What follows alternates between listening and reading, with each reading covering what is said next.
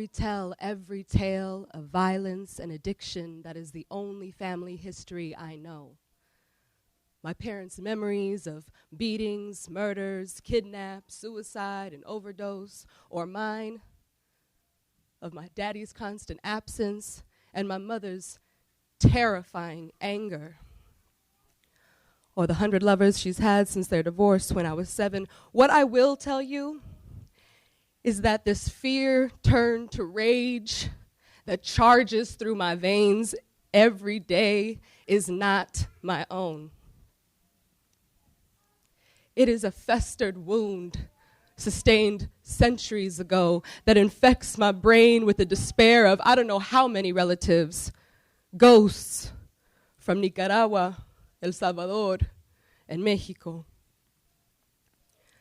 A people raped and brutalized, then left to hold the jagged shards of shattered souls that have cut through generation after generation straight to the toxic coping and abuse that became my home.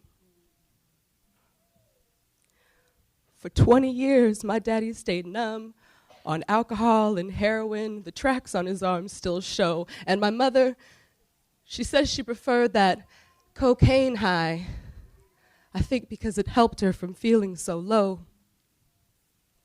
They became a codependent couple with no examples of healthy love from which to grow, so they did the best they could to raise me, but still fucked me up good before I had my chance to go. And here I am. After 4 years of college and all the knowledge I need to understand it's not their fault, and with no less anger in my heart for the way we've been beat down and torn apart in this globalized fiasco. The only thing I can do now with this burden I've been handed is to live my life for healing those wounds so they don't get passed down.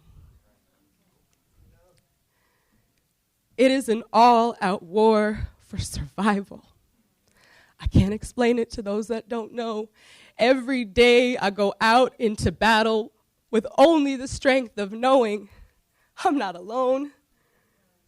I am the reflection of every people who have lost what should have been their home, that yearn for a sacred motherland that we can't even understand because we've barely touched the soil made of our ancestors' bones.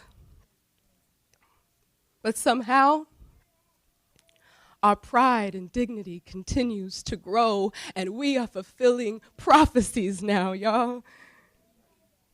Waking up to the power and beauty that we have never let go, sharing ancient remedies to strengthen our bodies, minds, and spirits to glow and drive out the darkness of hate with the love we have for one another. We fight for our souls to be whole again. And here I am, believing in all of that and doing the best I can to lead and follow, but I'm grown. And there are so many moments when I have to do it on my own. When I'm in the car, when I'm in my job, when I'm in my room, when I'm in my head, thinking about every injustice in the world that continues to happen.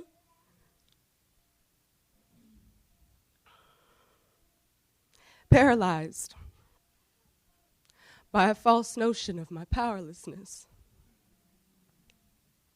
And the lies start to come back to me with words more harsh than I would ever say to anyone.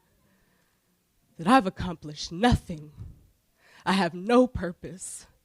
And my selfish ass is just taking up space. No one's gonna love me, want to share this mess of a life I've made.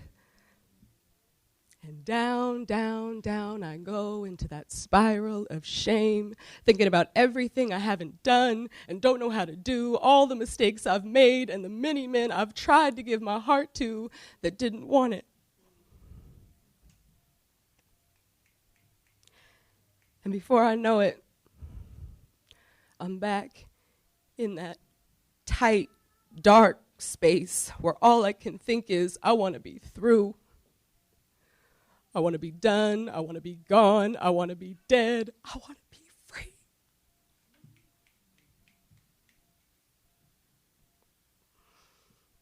But my spirit always goes into survival mode and looks for a way to come up for air.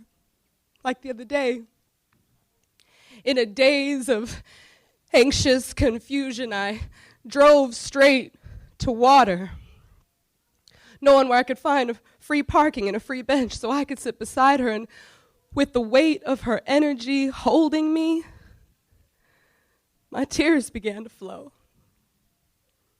But then someone came and sat too close, so I got up to leave, and I was breathing heavy, averted my eyes so no one could see me cry. But when I looked up, I noticed a potted rose tree. I love the smell of roses, and I know they're healing to the heart, so I stuck my nose in one. And when no one was looking, I grabbed all the petals and I shoved them down my shirt. I kept walking, and I remembered I have sage and a smoke mix in my car. I just needed a light. So I looked around and found the Ace Hardware nearby, went inside, bought a Bic for $1.99, jumped in my ride, and saged myself down.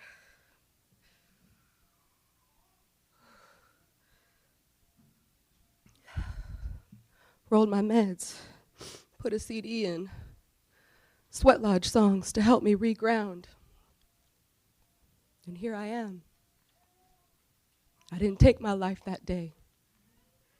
I saved myself with our people's humble wisdom that I've picked up along the way toward becoming a healer. But I must first give that gift to myself, because I want to live. To hear my 2-year-old niece's voice for as long as I can. So when she says to me, "Tia, are you my friend?" I will be there to say, "Yes, my boo, I am." Because she is the reflection of the little girl that lives in me and still has a chance to be fearless and free, and I want to see her grow and teach her all the things her grandparents couldn't teach me. I want her to know her self-worth and that she is loved, but more importantly, she must love herself first. And so for her, and for 7 generations backwards and forwards, here I am. Lady, you gon' hurt your back.